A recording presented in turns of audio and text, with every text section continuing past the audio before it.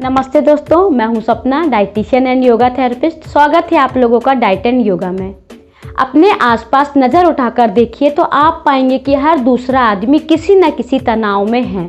यह तनाव घर, परिवार, रिलेशनशिप, कारोबार, किसी भी चीज़ से जुड़ी हुई हो सकती है। तनाव एक नॉर्मल बॉडी रिस्पॉन्स है। जब भी हम कुछ नया करते हैं या कुछ करने के बारे में सोचते हैं तो यह स्वाभाविक रूप से होता है। हमारा दिमाग हमारे पूरे शरीर को नियंत्रित करता है, पर क्या होगा अगर हमारा दिमाग ही हमारे नियंत्रण में ना हो। WHO की एक रिपोर्ट के अनुसार भारत में लगभग 8% लोग किसी न किसी मानसिक बीमारी से ग्रसित हैं। इस वीडियो में हम जानने वाले हैं कि तनाव, घबराहट, डिप्रेशन किस तरह से हमारे शरीर को नुकसान पहुंचाता है और इससे बचने के लिए हमें कौन कौन से योगा अभ्यास और प्राणायाम करना चाहिए। आजकल की लाइफस्टाइल में स्ट्रेस, डिप्रेशन या एंजाइटी को पूरे तरीके से खत्म कर पाना काफ़ी मुश्किल हो गया है, क्योंकि हम लोग डेली नए चैलेंजेस को फेस कर रहे हैं। चीज़ें काफ़ी अनसर्टेन हो गई हैं, जिससे मन में हमेशा तनाव या घबराहट बनी रहती है। कई बार परिस्थिति हमारे खिलाफ हो जाती है, जिससे हम कुछ समय के लिए डिप्रेशन में चले जाते हैं, जो कि सामान्य बात है। हम सभी लोग जीवन में कभी न कभी इन परिस्थिति से ज़रूर गुजरते हैं, पर अगर ये परिस्थिति लंबे समय तक बढ़ती रहे तो हम तरह तरह की शारीरिक बीमारी की चपेट में आ जाते हैं। इसका सबसे अच्छा उदाहरण डायबिटीज़ और दिल की बीमारी है, जो ज़्यादातर तनाव के कारण ही होती है। तनाव के दौरान हमारे शरीर में सिंपैथेटिक नर्वस सिस्टम एक्टिव हो जाते हैं, जो एड्रेनलिन और कॉर्टिसोल नाम के दो हार्मोन्स हमारे शरीर से निकलने लगते हैं। इन हार्मोन्स के कारण हमारे दिल की धड़कन और ब्लड प्रेशर दोनों बढ़ जाते हैं। मानसिक और शारीरिक चेतना भी बढ़ जाती है। हमें पसीना आता है, शरीर में सनसनी महसूस होती है। अगर लंबे समय तक ये हार्मोन्स निकलते रहे तो इनका हमारे पूरे शरीर में काफ़ी बुरा प्रभाव पड़ता है। इसके अपोजिट हम लोग योगा, प्राणायाम, ध्यान, मेडिटेशन करते हैं तो हमारा पैरासिम्पैथेटिक नर्वस सिस्टम एक्टिव हो जाता है, जिससे एंडोर्फिन्स नाम का हैप्पी हार्मोन्स निकलने लगता है। ये हमारे बढ़े हुए दिल की धड़कन, ब्लड प्रेशर, घबराहट को कम कर देता है। आपने अक्सर देखा होगा कि तनाव को झेलने की क्षमता लोगों में काफ़ी अलग होती है।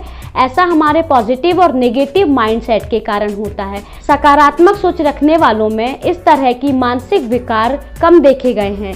इसलिए जीवन की हर एक परिस्थिति में खुश रहना चाहिए। सकारात्मक विचार रखना काफ़ी ज़रूरी होता है। तो आइए इन सभी मानसिक विकारों को दूर करने के लिए योगा का अभ्यास करते हैं। सबसे पहले हम लोग वज्रासन करेंगे। इसके लिए हम अपने दोनों घुटनों को मोड़ लेंगे और हमारे अंगूठे एक दूसरे से सटे हुए रहेंगे।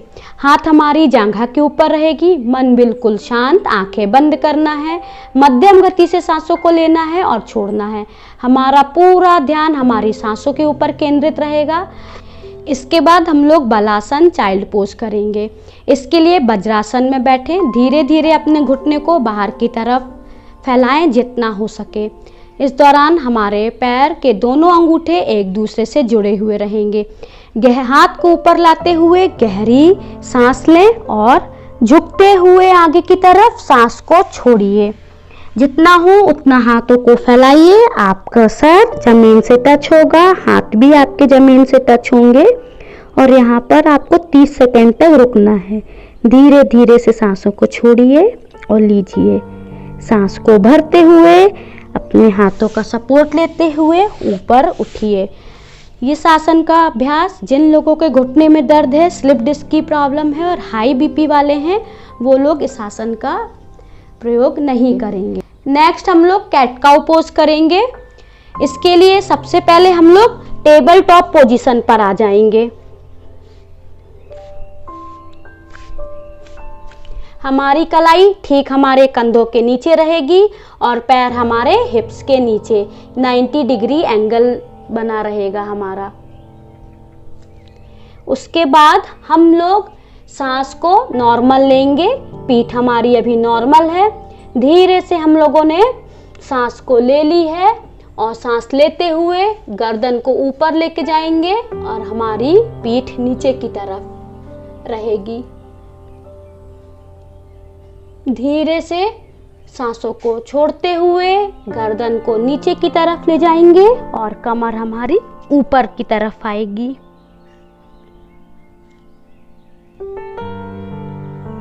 इस प्रक्रिया को काफी धीरे और आराम से करना है। इस आसन को आप 5 से 10 बार कर सकते हैं। जिन लोगों को पीठ, गर्दन में दर्द हो, घुटने में दर्द हो, रीढ़ की हड्डी की चोट हो, वो लोग इस आसन को सावधानी पूर्वक करेंगे। इस आसन को करने के लिए आपको पूरा शरीर ढीला और लचीला छोड़ देना है।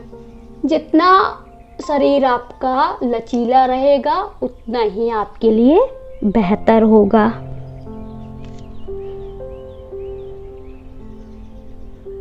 वापस हम लोग वज्रासन में आएंगे। इसके बाद मकरासन के लिए धीरे से पेट के बल लेट जाएंगे। दोनों हाथों की हथेलियां हमारे दोनों गाल के ऊपर रहेंगी। इस अवस्था में हमें 1 से 2 मिनट तक रहना है और हमारे पैर फैले हुए रहेंगे।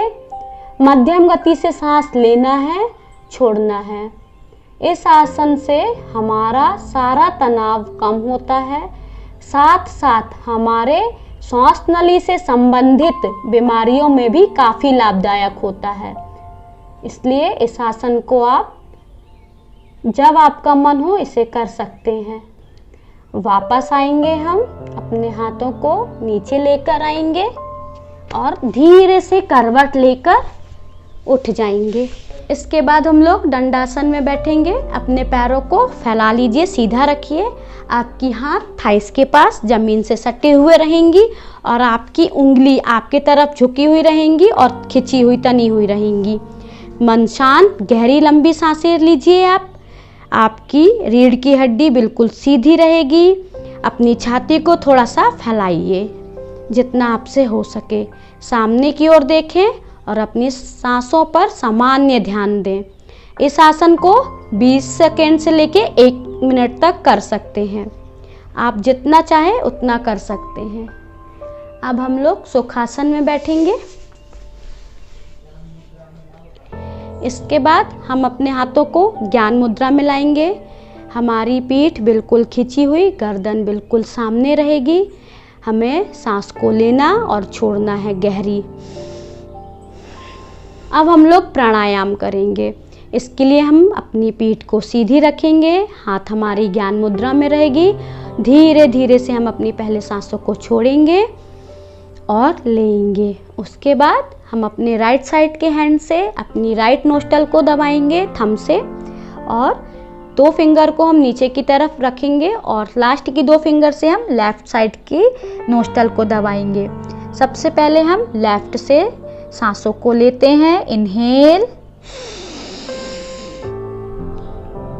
फिर हम राइट साइड की नोस्टल को खोलते हुए अपनी सांसों को धीरे से छोड़ेंगे, एक्सहेल।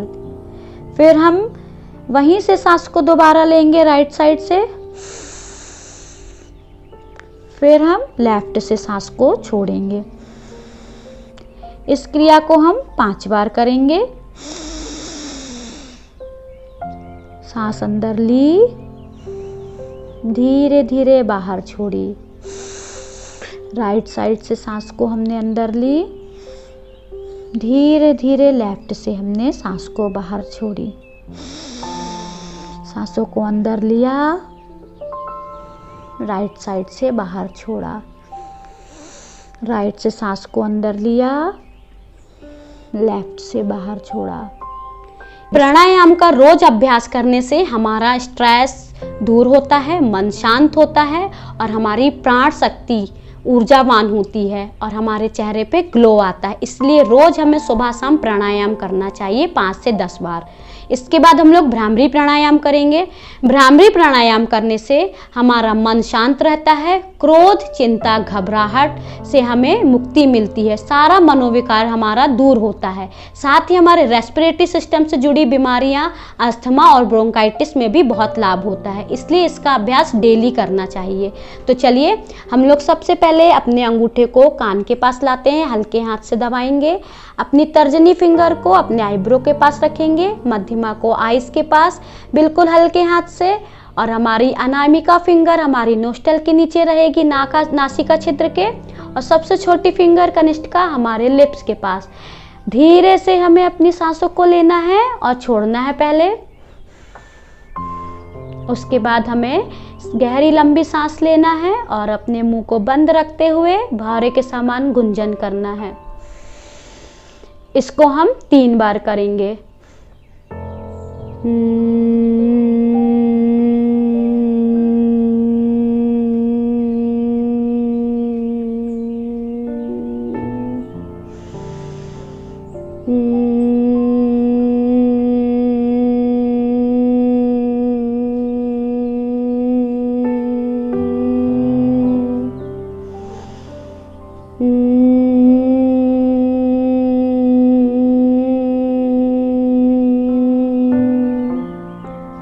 इसके बाद अंजलि मुद्रा करेंगे। हाथों को सामने नमस्कार करते हैं, जैसे सामने लेकर आइए, इसे अंजलि मुद्रा कहते हैं। आंखें बंद करिए और धीरे धीरे अपनी सांसों को लीजिए और छोड़िए। आंखें बंद रहेंगी आपकी, मन बिल्कुल शांत। इस मुद्रा को करने से हमारी सारी चिंताएं दूर होती हैं, मन शांत, घबराहट दूर होती है, तनाव से मुक्ति मिलती है और हमारी एकाग्रता भी बढ़ती है। इस आसन का अभ्यास 1 मिनट तक कर सकते हैं। इसके बाद आंखें बंद रहेंगी और ज्ञान मुद्रा पे हाथ हमारा आ जाएगा। हम ध्यान करेंगे थोड़ी देर के लिए, मन शांत, रीढ़ की हड्डी बिल्कुल सीधी रहेगी। अब हम लोग 3 बार ओम का उच्चारण करते हैं।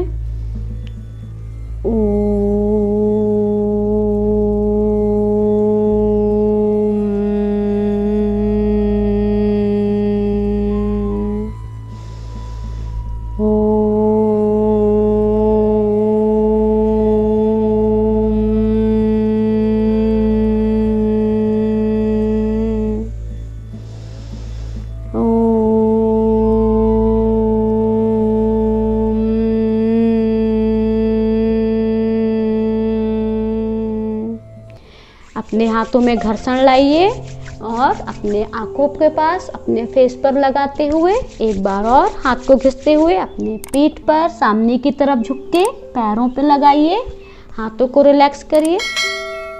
हमारा योगा अभ्यास समाप्त हुआ। अगर आप लोगों को ये वीडियो यूज़फुल लगी तो प्लीज़ मेरे चैनल को सब्सक्राइब करना ना भूलें। ये वीडियो आप अपने फैमिली मेम्बर्स और दोस्तों के साथ शेयर करें। जो लोग भी तनाव से ग्रसित हैं वो लोग इस योगा अभ्यास का प्रयोग करते हुए अपने तनाव को दूर कर सकते हैं। Thank you for watching.